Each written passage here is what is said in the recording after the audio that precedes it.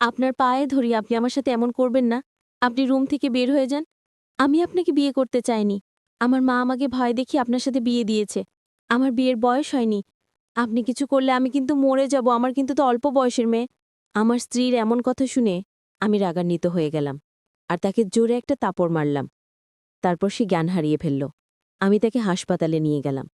তারপর ডাক্তার বলল, আপনার স্ত্রী মা হতে চলেছে। আমি ডাক্তারের কথা শুনে চোখে ঝাপসা দেখতে লাগলাম। কারণ তাকে তো আজই আমি বিয়ে করে এনেছি। তাহলে সে কিভাবে মা হতে চলেছে? বাকিটা গল্পতেই বলছি।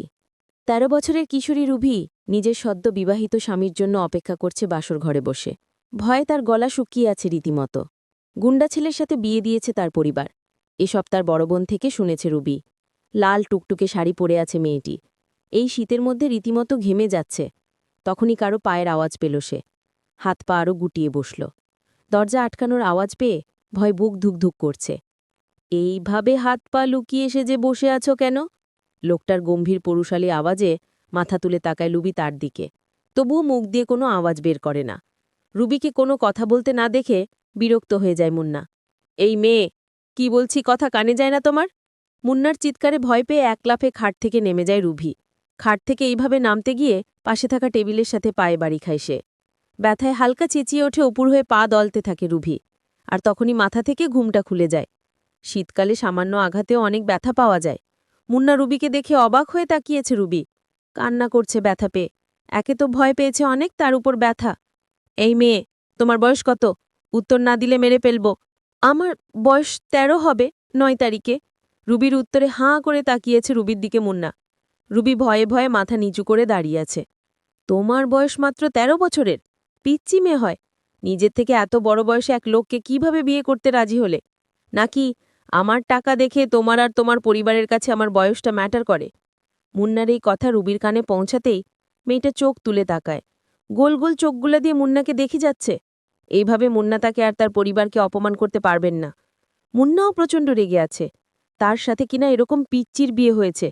নিজের মা আর বাবার ওপর প্রচণ্ড রাগ হচ্ছে তার। সবকিছু তছনছ করে দিতে ইচ্ছে হচ্ছে। একদিকে ওর ভালোবাসা ওকে ছেড়ে অন্য কাউকে বিয়ে করল। আর তার বাবা মা মিথ্যে বলে আরেক এই মেয়ের সাথে বিয়ে দিল। ১৩ বছরের মেয়েকে ১৯ বছরের বলে তার ঘাড়ে চাপানো হলো।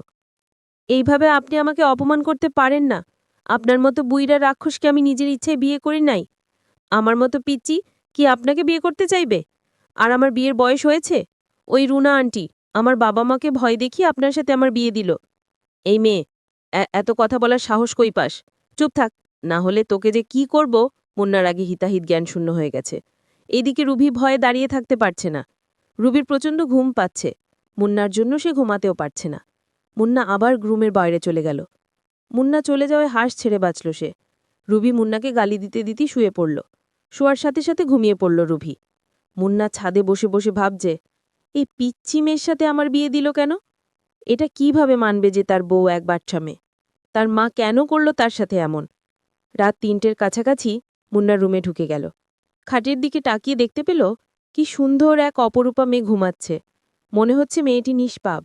ঘুমের মধ্যে শ্বাস নিতে কষ্ট হওয়ায় চোখ খুলে তাকায় রুবি। মুন্নাকে দেখে ভয় পেয়ে যায় সে। রুবি বলল, আপনি এখানে কেন? আপনি বাহিরে যান। আমি বাহিরে যাব কেন? তুমি তো আমার ঘরের বউ। দেখুন আমার বয়স কম, আপনি বাহিরে যান। রুবি এখনও বিশ্বাস করতে পারছে না তার সাথে কি হতে যাবে। তবে রুবি এসবের জন্য মোটেও প্রস্তুত না। ভয়ে কান্না করতে লাগল। মুন্নার কাছে রিকোয়েস্টও করতে লাগল, আপনি চলে যান এখান থেকে। আপনার পায়ে পড়ে আপনি চলে যান। মুন্না তখন রাগে ঘর থেকে বের হয়ে গেল। মনে মনে বলল, এভাবে কতদিন বের করে দিবে ঘর থেকে? কাল তোমার দেখার আছে। অন্যদিকে মুন্নার বাবা মা নিজেদের মধ্যে কথা বলছে। তুমি এই কাজটা একদম ঠিক করো নাই হালিমা। এইটুকু একজন মেয়ের সাথে মুন্নার বিয়ে দেওয়া একদম উচিত হয় নাই। এখন পুলিশকে চলে মুন্নার কি হবে ভাবতে পারছো? সামনে ইলেকশন। এখন যদি শোনে নেতা মুন্নার স্ত্রী একজন বয়স কম, তখন কি হবে? দূর রাশেদ, তুমি চিন্তা করো না। রুবির স্কুল থেকে বার্থ সার্টিফিকেট ওর বয়স বাড়িয়ে ১৮ করা হয়েছে। কেউ কিছু জানবে না। আর মুন্না সে সত্যি জানার পর কিভাবে রিয়্যাক্ট করবে আমরা জানি না। ও কি জিনিস তুমি ভুলে গেছ? কিভাবে সাপের বিষাদ কিভাবে ভাঙে তা আমি খুব ভালোভাবে জানি রাশেদ। আর ও তো আমার সন্তান, আমি সব ঠিক সামলাতে পারবো। রুবিকে কেন আমি মুন্নার বউ বানিয়েছি এটা নিশ্চয়ই তোমার অজানা নয়। তোমার পরিকল্পনা তুমি ভালো জানো হালিমা। আজ অবধি আমি কি বুঝতে পেরেছি তোমাকে? মিস্টার রাশেদের কথায় রহস্যজনক হাসি দেয় হালিমা। গুড নাইট রাশেদ, কাল বাকি কথা হবে, এখন ঘুমাও। আর তোমার আদরের ভাগ্নি তো আমার, ও তাই না? ওর কোনো ক্ষতি হবে না। এটাই ভালো, তুমিও জানো রুবি আমার জন্য কি। ওর কিছু হলে বুঝতেই পারছো। শুভরাত্রি গন্যা। রুবির রুম ছেড়ে অন্যদিকে ঘুরে বেঘুরে ঘুমাচ্ছে। রুবির চোখ দিয়ে পানি গড়িয়ে পড়ছে। মেয়েটা কেমন নিশ্চুপ হয়ে আছে। কাঁদতে কাঁদতে এক পর্যায়ে রুবিও ঘুমিয়ে গেল। সকালবেলা 11টা নাগাদ মন্নার ঘুম ভাঙল। সকাল বললে ভুল হবে তার। উঠে নিজের চোখ ডোলে সাইডে রাখা ড্রেসিং টেবিলের দিকে তাকায় সে। আয়নায় তাকিয়ে অবাক হয়ে যায় মন্না। মেয়েটা নিষ্পাপ শিশুর মতো ঘুমাচ্ছে। কিন্তু আমার রাতে তেমন ঘুম হয় না। সবারই ইচ্ছা থাকে এমন একটা রাতের আশায়। কিন্তু আমার কপালে কি যে জুটল, আমার কিছুই ভালো লাগছে না। একদিকে না পাইলাম নিজের ভালোবাসার মানুষকে, অন্যদিকে বিয়ে হওয়ার পরও আমার কপালে সুখ নেই। কারণ ১৩ বছরের মেয়ের কেমন বুদ্ধি থাকবে, বা সেই স্বামীর মর্ম কি করে বুঝবে? আমার দুঃখ কষ্ট সে কি বুঝবে? কক্ষনো না। আমি একটা হতাশার মধ্যে পড়ে গেলাম। আমি এখন কি করব তাই ভাবছি। আমি আমার মায়ের কাছে গিয়ে জিজ্ঞেস করলাম, মা, তুমি এই পিচ্চি মেয়ের সাথে আমাকে কেন বিয়ে দিলে? বিয়ে দেওয়ার আগে আমার মতামতের কথা তোমরা একবারও ভাবলে না? আমার ভালো মন্দ পছন্দ অপছন্দ বলতে কিছু আছে তো? মা তখন উত্তর দিল, তোর মতো এমন বেকার ছেলের কাছে কে বিয়ে দিবে? আমি যা করেছি তোর ভালোর জন্যই করেছি। মেয়েটা ভীষণ সুন্দরী লক্ষ্মী একটা মেয়ে। মায়ের কথা শুনে আমার খুব রাগ হলো। আমি বলেছিলাম, মা, তুমি তোমার বৌমাকে নিয়ে সংসার করো, আমি আজই বাড়ি থেকে চলে যাব। কেন? তোর কি হয়েছে? বৌমাকে পছন্দ হয়নি? পছন্দ হয়েছে, কিন্তু সে তো আমার কথা রাখে না। কি করে যে তোমাকে বুঝাই মা? তুমি আমার কষ্ট বুঝবে না মা। তুমি কি করে ভাবলে একটা অল্প বয়সী মেয়ে স্বামীর মন রক্ষা করতে পারবে? সে তো সংসার কি জিনিস সেটাই ভালো বুঝে না। মা তখন আমাকে সান্ত্বনা দিয়ে বলল, একটু সবুর করো, সব ঠিক হয়ে যাবে। পরের দিন রাতে আমার স্ত্রীর রুমে গেলাম। গিয়ে দেখি কান্না করছে। আমি তাকে ধমক দিয়ে বললাম, এই মেয়ে, কি হয়েছে তোমার? তুমি এভাবে কান্না করছো কেন? তোমাকে কেউ মেরেছে নাকি এমনভাবে কান্না করছো মনে হয় তোমাকে কেউ মেরেছে? একদম চুপ, কোনো কান্না চলবে না। আমি বললাম, রাতে খাবার খেয়ে শুয়ে পড়ো।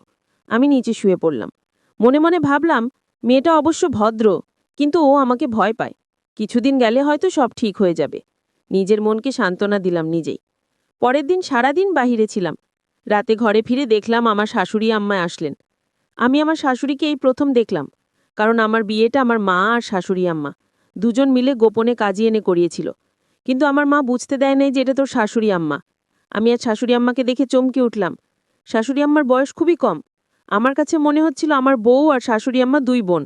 আসলে বিষয়টা আমার কাছে রহস্যজনক। এটা কি করে সম্ভব? আমি কিছুতেই বিশ্বাস করতে পারছি না এটা আমার শাশুড়ি আম্মা হতে পারে। আমি আমার শাশুড়ি আম্মাকে সালাম করলাম। শাশুড়ি মা বললেন, কেমন কাটছে তোমাদের বিয়ের জীবন? ভালো কাটছে না শাশুড়ি আম্মা? আপনারা কেমন আমার কাছে এই অল্প বয়সী মেয়েকে বিয়ে দিলে? যে সংসার কি জিনিস সেটাই ভালো করে বুঝে না, আর আমারে দেখলে তো আপনার মেয়ে কান্না শুরু করে দেয়। ঠিক আছে বাবা, আমি আমার মেয়েকে আজ বুঝিয়ে সব বলে দেব। রাতে ঘরে শুনতে পেলাম আমার শাশুড়ি আর আমার স্ত্রীর মধ্যে আলাপন। আমার স্ত্রী বলল, মা, তুমি এটা কি করলি? একটা বাজে ছেলের সাথে আমার বিয়ে দিয়ে দিলে। আমি তাদের কথা শুনে অবাক হয়ে গেলাম। আমার কাছে মনে হলো বিশাল বড় পাহাড়টা আমার মাথায় পড়ল। আমি তাদের কথা শুনে অবাক হয়ে গেলাম। আমার স্ত্রী আমাকে বাজে বলল কেন? তার মানে সে আমাকে পছন্দ করে না, তার অনিচ্ছায় বিয়ে হয়েছে। আমার মাথায় কিছুই ঢুকছে না। আমি মহা চিন্তায় পড়ে গেলাম। আমি তাদের সব কথা শুনে ফেলি। কিন্তু সে আমার কাছে বিয়ে করল কেন? আমি এর রহস্য তো বুঝতে পারছি না। আমিও মনে মনে সিদ্ধান্ত নিলাম এর শেষ দেখব। পরের দিন সকালে আমার শাশুড়ি আম্মা বলল, বাবা, আমি আমার মেয়েকে সব বুঝিয়ে দিয়েছি। এখন থেকে তোমার সব কথা রাখবে। আমি বললাম, ঠিক আছে শাশুড়ি আম্মা যান। আমি রাতে আমার ঘরে ঢুকি দেখি আমার স্ত্রী আজ অনেক হাসি খুশি। আমি তাকে জিজ্ঞেস করলাম, কি, তোমার এত হাসি হাসি লাগছে কেন?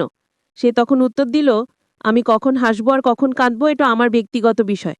আমি তার কথাটা কিছুতেই সহ্য করতে পারলাম না। আমি কাছে গিয়ে দিলাম একটা তাপ্পড়। এই মেয়ে, তুই আমায় কি ভাবছিস? মনে করছিস তোর সকল অপমান আমি মুখ বুজে সহ্য করব?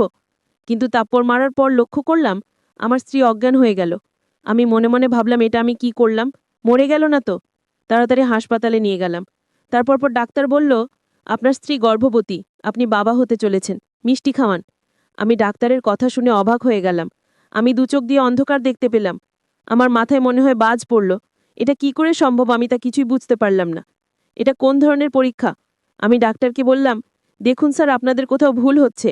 আপনারা আবার পরীক্ষা করে দেখুন, কারণ আমার সাথে তার কিছুই হয়নি। আমি আল্লাহকে ডাকতে লাগলাম, আল্লাহ আমায় কোন পরীক্ষায় ফেলেছ? বিয়ে হয়েছে মাত্র কয়েকদিন হলো, এখনই গর্ভবতী? এটা আমি মেনে নিতে পারবো না। ডাক্তার সাহেব আমাকে সমস্ত রিপোর্ট দেখালো। ডাক্তার সাহেব ঠিকই বলেছে, আমার স্ত্রী মা হতে চলেছে। এটা রিপোর্ট দেখে স্পষ্ট বোঝা যাচ্ছে। আমি হাসপাতালের বারান্দায় মনোরঙ্গা অবস্থায় দাঁড়িয়ে রইলাম। ডাক্তারবাবু কিছুক্ষণ পর বলল, আপনার স্ত্রীর জ্ঞান ফিরেছে, আপনি এখন তাকে বাসায় নিয়ে যেতে পারেন। আমরা কিছু ওষুধ লিখে দিচ্ছি, সেগুলো খাওয়ালে সব ঠিক হয়ে যাবে। আমি তাকে বাসায় নিয়ে গেলাম। মা বলল, বৌমার